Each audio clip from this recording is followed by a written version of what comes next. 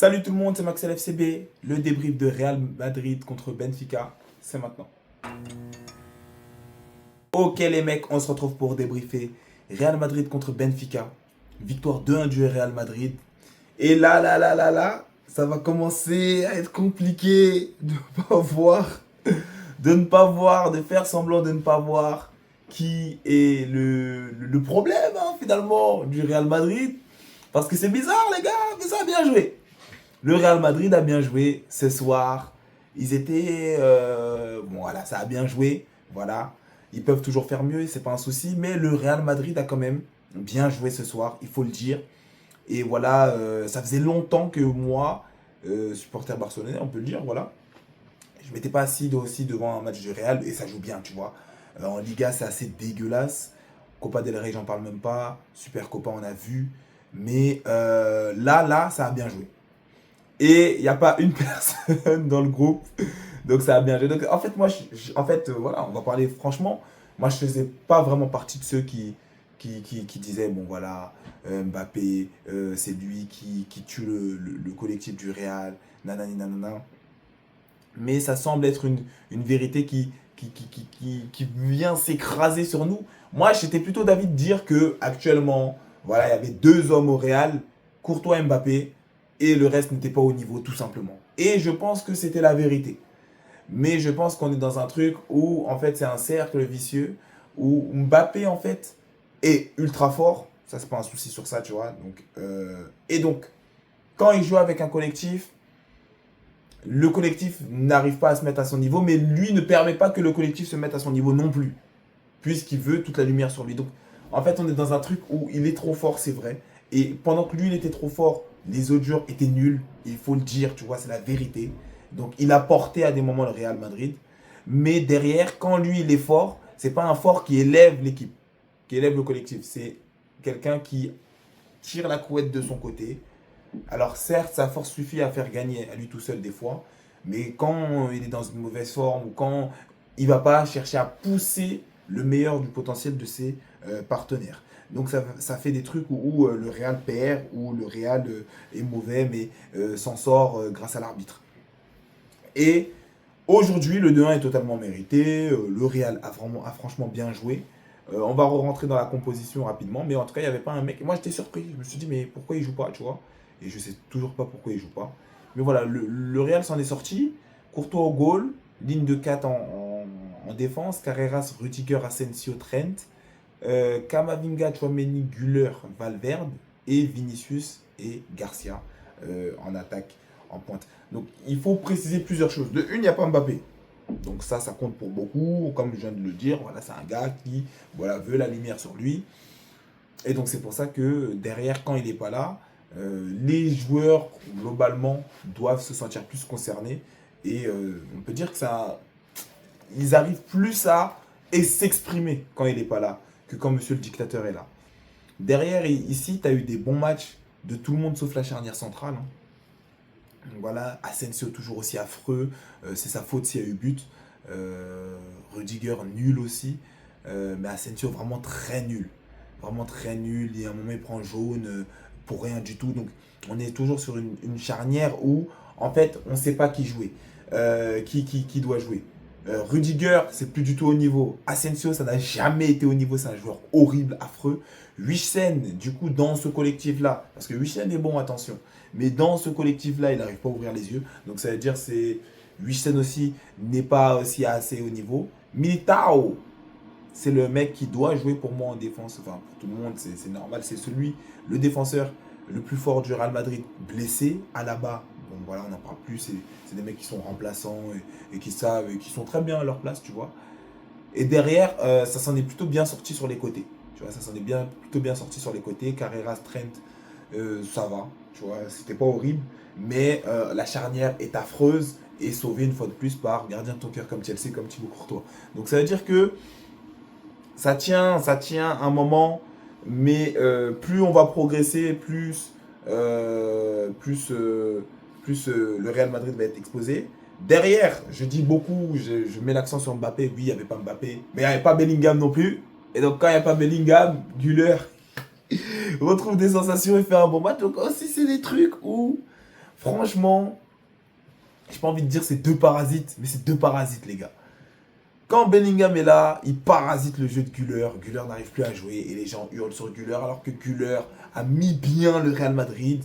Le Real Madrid était premier. Bon, après, c'était sous système. Xabi Alonso aussi. Et il n'y avait pas que lui, mais il rayonnait à cette période-là de l'année. Et dès que Bellingham est revenu, c'est à ce moment-là où il a été largement moins fort et les gens ont commencé à mettre de la mauvaise bouche sur lui alors que le petit est toujours en pétard. Le petit est toujours en pétard. Mais Bellingham, c'est chiant. Bellingham, c'est chiant. Tu peux pas mettre Bellingham et Güler parce que Bellingham aussi, c'est un mec qui attire toute la lumière à lui au milieu de terrain. Derrière, Valverde, voilà, sur un côté, hein, tout simplement. Valverde n'a rien à faire en milieu central. Hein. C'est un mec, voilà, on te fout sur un côté. Kamavinga, on te fout sur un côté. Et remarquez bien, Kamavinga et Valverde, c'est deux mecs, des fois, quand tu les fous latéraux, ils jouent très bien aussi. Donc là, dans ce 4-4-2, ils étaient MDMG. Voilà, et ils ont bien joué. C'est des mecs, voilà, ils doivent être sur le côté. Et c'est très très bien comme ça, tu vois. Et voilà, ils ont bien joué. Derrière, Tchouaméni marque son but. Tchouaméni marque son but. Bon, Tchouaméni, c'est pas un mec que je porte dans mon cœur. Je trouve que c'est un mec claqué, tout simplement. Mais voilà, en fait, c'est vraiment ça. T'as l'impression que quand t'enlèves Mbappé, t'enlèves une épine du pied. Et en fait, tout le monde se révèle. Tout le monde est là. Et tu te dis, tu les reconnais plus.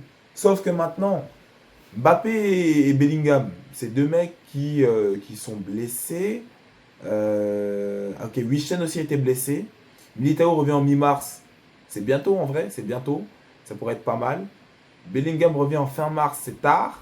Et Mbappé revient aussi en mi-mars. Donc, c'est des mecs qui vont revenir avant les huitièmes de la Ligue des Champions. C'est deux mecs qui vont revenir et tu devras composer avec parce que tu es obligé de les mettre.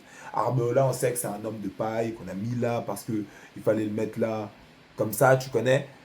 Parce qu'on a viré Xabi Alonso à cause des égos, hein, parce que voilà, c'est un club intenable. Mais remarquez, quand il y a une seule personne qui a un gros ego, tu vois, dans tout ce collectif-là, le plus gros ego, c'est Vini. Du moment où il n'y en a qu'un seul, bizarrement, ça se tient.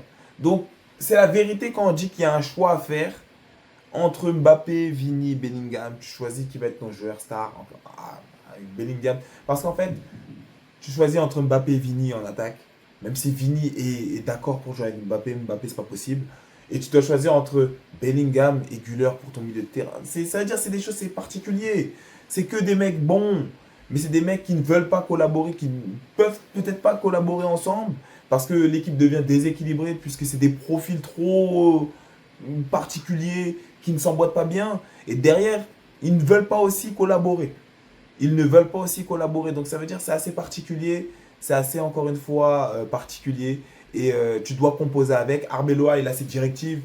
Voilà, on sait que c'est les joueurs qui dirigent au Real Madrid. Mais c'est vraiment dommage parce qu'aujourd'hui, le Real Madrid a bien joué. Alors, ils avaient leurs trous. Il y a eu aussi des failles et qu'ont pu exploiter les joueurs du Benfica. Ils ont été sauvés quelques fois aussi par Courtois.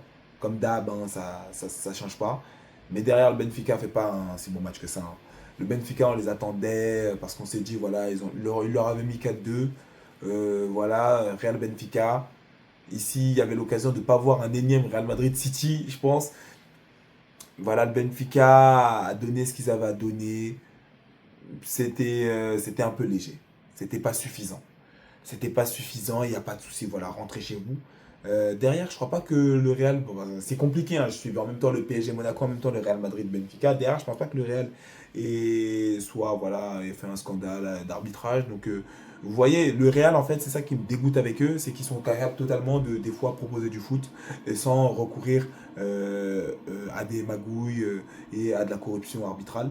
Et c'est très dommage parce qu'à l'aller, c'est bizarre, tu vois. Mais derrière, maintenant, je suis obligé de salir un peu la victoire du Real Madrid puisque je suis barcelonais et que je les aime pas.